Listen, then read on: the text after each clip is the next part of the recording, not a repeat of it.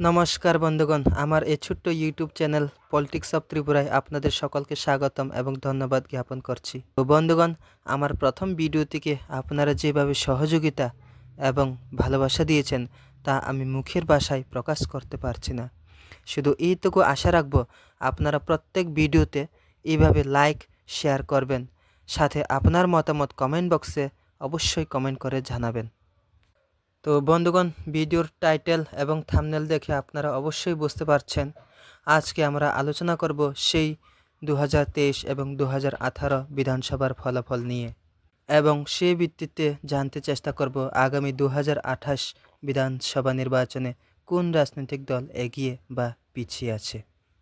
বন্ধুগণ, আপনারা সবাই জানেন এবং যারা এই কয়েক বছরের মধ্যে 18 বছর পূর্ণ হয়েছে, যাদেরকে আমরা ইউথ বা যুব বলে জানি, তাদেরও ভোট দেওয়ার আগে বর্তমান সরকার এবং প্রাক্তন সরকারের সম্পর্কে কিছু তথ্য জানা দরকার। কোন সরকার জনগণের স্বার্থে কি উন্নয়নমূলক কাজ করেছে, প্রাক্তন সরকার সিপিআইএম জন উন্নয়নমূলক কি কাজ সম্পন্ন করেছে তাদের 25 বছর এবং 10 বছর, মোট 35 বছরের শাসনে। রাজ্যে কি পরিবর্তন হয়েছে সমস্ত বিষয়ে বর্তমান নতুন প্রজন্মকে জানতে হবে, এবং সাথে সাথে বর্তমান সরকার বিজেপি কি প্রতিশ্রুতি দিয়ে 2018 সালে ক্ষমতায় এসেছে এবং ওইসব প্রতিশ্রুতির মধ্যে কতগুলো তা বাস্তবে পূর্ণ হয়েছে এবং কোন প্রতিশ্রুতিগুলি এখনও পূর্ণ হয়নি। রাজ্যের সচেতন নাগরিক হিসেবে সবগুলো জানা জরুরি ভোট প্রদান করার পূর্বে। এইসব বিষয়ে আলাদা একটা ভিডিওতে আমরা আলোচনা করব। বন্ধুগণ, আজকের মূল বিষয়ে আমরা ফিরে আসি।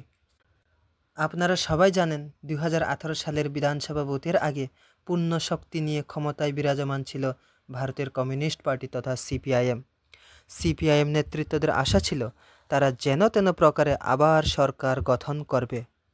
60টি আসনের মধ্যে 59টি আসনে ভোট হয়েছিল 18 ফেব্রুয়ারি 2018 সালে, এবং ভোটের ফলাফলের দিনক্ষণ ঠিক হয়েছিল মার্চের 3 তারিখ তথা 3রা মার্চ।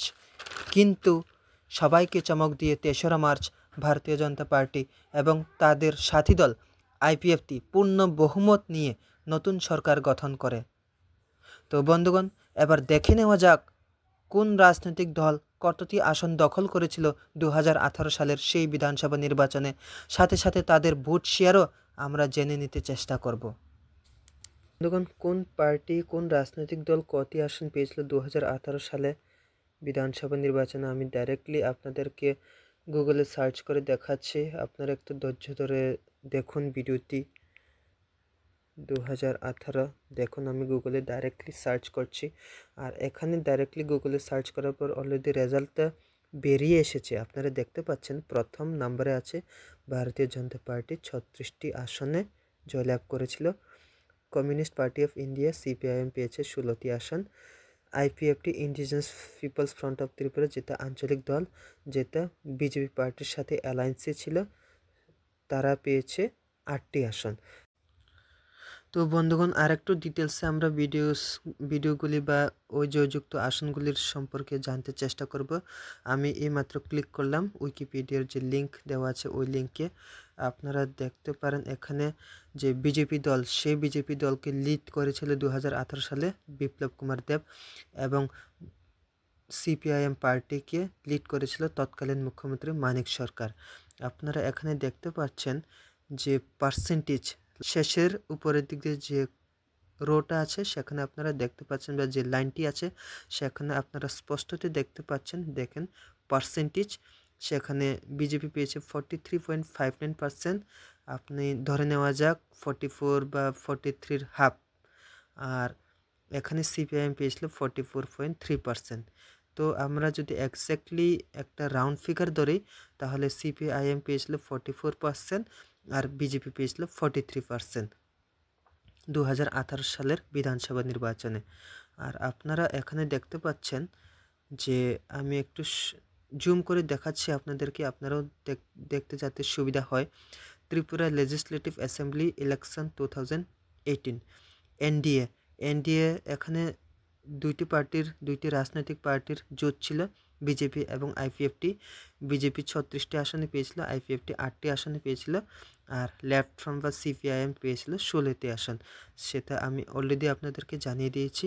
তো বন্ধুগণ, এবার দেখে নেওয়া যাক 2018 সালের বিধানসভা নির্বাচনের ফলে কি হয়েছিল। চিফ মিনিস্টার চেঞ্জ হয়েছিল, কেননা সরকার চেঞ্জ হয়েছে। আগে মুখ্যমন্ত্রী ছিল সিপিএম পার্টির থেকে মানিক সরকার। এরপরে নতুন সরকার যে গঠন করেছে বিজেপি পার্টি বা বিজেপি সরকার, সেখানে মুখ্যমন্ত্রী হিসেবে শপথ নিয়েছেন বিপ্লব কুমার দেব। আমরা আরেকটু ডিটেলসে দেখতে চেষ্টা করব যে ওই 2018 সালে কোন পার্টির ভোট শেয়ার কতটুকু ছিল এক্স্যাক্টলি। ইন্ডিয়া ভোটসের যে ওয়েবসাইট আছে সেখানে আমি ক্লিক করলাম, আপনারা স্পষ্টতই দেখতে পাবেন এখানে বিজেপি পার্টি সিট জিতেছে 35 আর ভোট শেয়ার ছিল 43.4। সিপিআইএম পার্টি সিট জিতেছে 16টি, ভোট শেয়ার ছিল 43.2। আইপিএফটি সিট জিতেছিল 8টি আসন, ভোট শেয়ার ছিল 7.5। ঠিক আছে। তো বন্ধুগণ, আমি আপনাদেরকে বলেছিলাম ভিডিওর শুরুতে কি 2018 সালে 59টি আসনের মধ্যে 59টি আসনে ভোট হয়েছিল, একটি আসন বাদ দিয়ে। তো আপনারা এখানে স্পষ্টতই দেখতে পাচ্ছেন 35, 16, 8। আপনারা এখানে টোটাল এটাকে যোগ করলে 59টি আসন হবে। পরে উপনির্বাচনে বিজেপি আরেকটা সিট জয়লাভ করেছিল, যার ফলে বিজেপির জয়ী সিট ছিল 36টি আসন। যাই হোক, সেটা আলাদা ব্যাপার। এটার সাথে সাথে আমরা দেখতে চেষ্টা করব 2023 সালে বিধানসভা নির্বাচনের কি ফলাফল ছিল এক্স্যাক্টলি। তো আমি এখানে আবার গুগলে সার্চ করলাম, ডাইরেক্টলি আপনারা দেখতে পাচ্ছেন ইলেকশন কমিশন অফ ইন্ডিয়ার যে ওয়েবসাইট, সেখানে আমি ক্লিক করে আপনাদেরকে দেখাচ্ছি, আপনারা দেখতে চেষ্টা করবেন। এখানে প্রথমে লেখা আছে ভারতীয় জনতা পার্টি 32টি আসন পেয়েছে। 2018 সাথে যদি তুলনা করে অনেকটা সিট কমে গেছে। কমিউনিস্ট পার্টি অফ ইন্ডিয়া, সেটা সিপিআইএম পেয়েছে 11টি আসন। তা ওই রাজনৈতিক দলেরও আপনার 16, 11, 5টি আসন কমেছে। ইন্ডিয়ান ন্যাশনাল কংগ্রেস 3টি আসন। আইপিএফটিরও যে সিট আসন বা আসন সংখ্যা সেটা কমেছে, আগে 8টা ছিল, এখন একটা, 7টা আসন কমে গেছে। এখন নতুন একটা আঞ্চলিক পার্টি তীব্রমথা পার্টি, যাকে লিড করেছিলেন রাজ পরিবারের যে মেম্বার বা সবাই মহারাজা বলে ডাকেন প্রদ্যুৎ কিশোর দেববর্মন, তার নেতৃত্বে সেই আঞ্চলিক পার্টি পেয়েছে 13টি আসন। তো এখানে আমরা ভোট শেয়ারগুলি একটু দেখতে চেষ্টা করব। আপনারা দেখতে পাচ্ছেন ভোট শেয়ার বিজেপি পেয়েছে কত, আপনারা মোটামুটি 39%। সিপিআইএম ভোট পেয়েছে আপনার 24.6%। তারপরে আপনারা দেখতে পাচ্ছেন যে আদার্স তীব্রমথা পার্টি, সেটা পেয়েছে আপনার 22%। আইএনসি ভোট পার্সেন্টটি পেয়েছে আইএনসি 8.56%, আইপিএফটি 1.26%। তো আপনারা এখানে দেখতে পাচ্ছেন বিজেপির ভোট শেয়ার 2018 সালে ছিল আপনার 43%, আর সেটা কমে এবার হয়ে গেছে 39%। আপনার মোটামুটি আপনার ধরতে গেলে 4 থেকে 5%-এর ভোট শেয়ার কমে গেছে বিজেপির।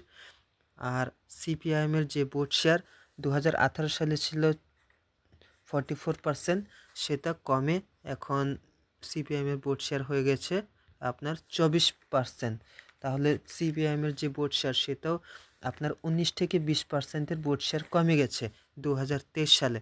কিন্তু আপনার কংগ্রেসের ভোট শেয়ার বেড়ে গেছে। কংগ্রেসের আগে 2018 সালে যে ভোট শেয়ার ছিল 1 পয়েন্ট কিছু ছিল, নগণ্য, সামান্য একদম নগণ্য ছিল কংগ্রেসের ভোট শেয়ার, সেটা বেড়ে 8.56% হয়েছে।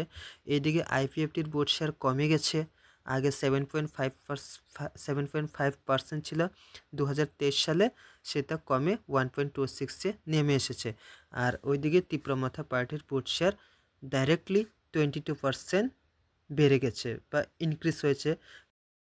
তো বন্ধুগণ, আপনারা যদি 2018 এবং 2023 দুটো বিধানসভা নির্বাচনের ফলাফল এবং ওই রাজনৈতিক দলের ভোট শেয়ার যদি লক্ষ্য করেন, তাহলে একটা জিনিস স্পষ্টতই কি 2018 সালে বিজেপির ভোট শেয়ার ছিল 43%।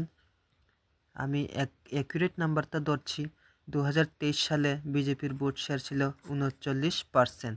আপনার এখানে 4 থেকে 5% ভোট শেয়ার বিজেপির ক্ষতি হয়েছে, সরকার পক্ষের ক্ষতি হয়েছে।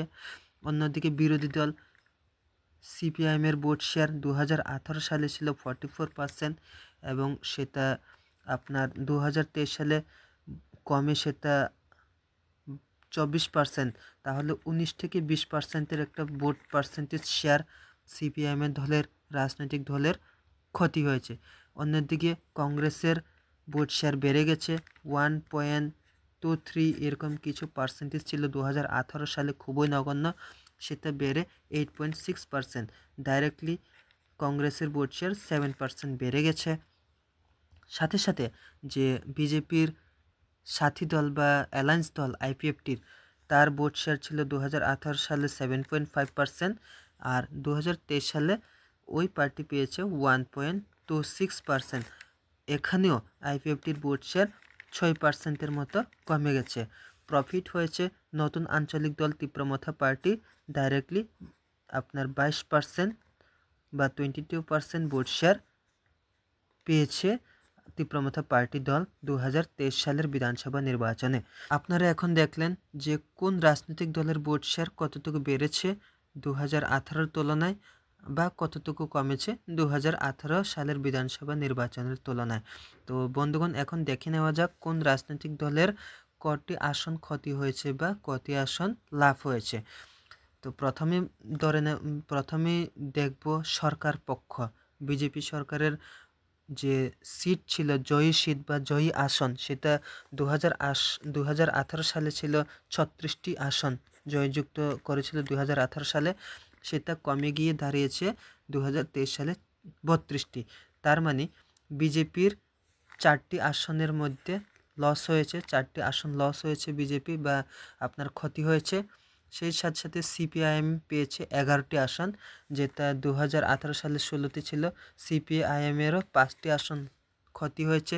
সাথে সাথে ইন্ডিয়ান ন্যাশনাল কংগ্রেসের ছিল, কংগ্রেস পেয়েছে 3টি আসন। 2018 সালে কংগ্রেস খাতা খুলতে পারেনি, তো এইদিকে কংগ্রেসের লাভবান হয়েছেন সিপিআইএমের সাথে, মানে আপনার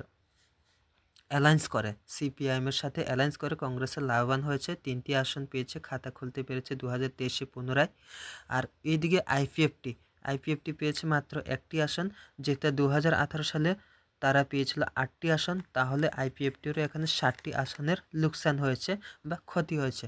আর এইদিকে যে নতুন রাজনৈতিক দল তীব্রমথা পার্টি, অনেক গুণ ভোট শেয়ার বেড়েছিল এবং সাথে সাথে তাদের আসন সংখ্যাও বেড়েছে। ডাইরেক্টলি 13টি আসনে তারা জয়যুক্ত করেছে আপনার 2023 সালের বিধানসভা নির্বাচনে। তো বন্ধুগণ, চ্যানেলটিকে ভালো লাগলে আপনারা অবশ্যই সাবস্ক্রাইব বাটনে ক্লিক করে সাবস্ক্রাইব করে নেবেন এই চ্যানেলটিকে। এই ফলাফলগুলি দেখার পরে আপনারা একটা জিনিস লক্ষ্য করবেন যে সরকার পক্ষ বিজেপির অনেকটাই ক্ষতি হয়ে গেছে, কিন্তু বিরোধী দলেরও তেমন ক্ষতি হয়েছে একমাত্র তীব্রমথা পার্টির কারণে। সমস্ত রাজনৈতিক দলগুলির ক্ষতি হয়েছে তীব্রমথা পার্টির কারণে। আপনারা এও অবগত আছেন 2023 সালের বিধানসভা নির্বাচনের পর যে মুখ্যমন্ত্রী শপথ গ্রহণ করেছেন বিজেপি পার্টির মানিক সাহা, যাকে ঠিক বিধানসভা নির্বাচনের প্রাক মুহূর্তে 6 থেকে 7 মাস আগে sitting chief minister Biplab Kumar দেবকে সরিয়ে মানিক সাহাকে মুখ্যমন্ত্রীর আসনে বসিয়েছিলেন বিজেপি পার্টি, এবং মানিক সাহার নেতৃত্বে 2023 সালে পুনরায় সরকার গঠনে তারা সক্ষম হয়। এবার দেখে নেওয়া যাক 2028 সালে বিজেপি সরকার নিজের সরকারকে ধরে রাখতে পারবে নাকি সরকার পরিবর্তন হবে। তো বন্ধুগণ, আপনার মতামত কি অবশ্যই কমেন্ট বক্সে কমেন্ট করে জানাবেন। তো বন্ধুগণ, এখানে আমার নিজস্ব ব্যক্তিগত মতামত, যতটুকু জানতে পারছি তীব্রমথা পার্টি সরকার থেকে বেরিয়ে আসতে পারে। অন্যদিকে কংগ্রেস দল আগের থেকে অনেক শক্তিশালী হচ্ছে। অন্যদিকে বিরোধী দল সিপিআইএম 29শে জানুয়ারির দিন রাজ্য সম্মেলনকে সামনে রেখে তাদের শক্তি প্রদর্শন করেছে, আপনারা সবাই দেখেছেন। তো যদি ঠিক তেমনভাবে হয়, যদি ত্রিকোণ স্তর বা 4টি রাজনৈতিক দলের মধ্যে যদি লড়াই হয়, তাহলে বিজেপি পার্টি বা সরকার পক্ষকে সরকারের টিকিয়ে থাকতে অনেকটা কষ্টকর হতে হবে, সেই দিকে বিরোধী দলগুলি সরকার গড়তে পারে। আপনার কি মনে হয় অবশ্যই কমেন্ট বক্সে কমেন্ট করে জানাবেন বন্ধুগণ। জয় হিন্দ।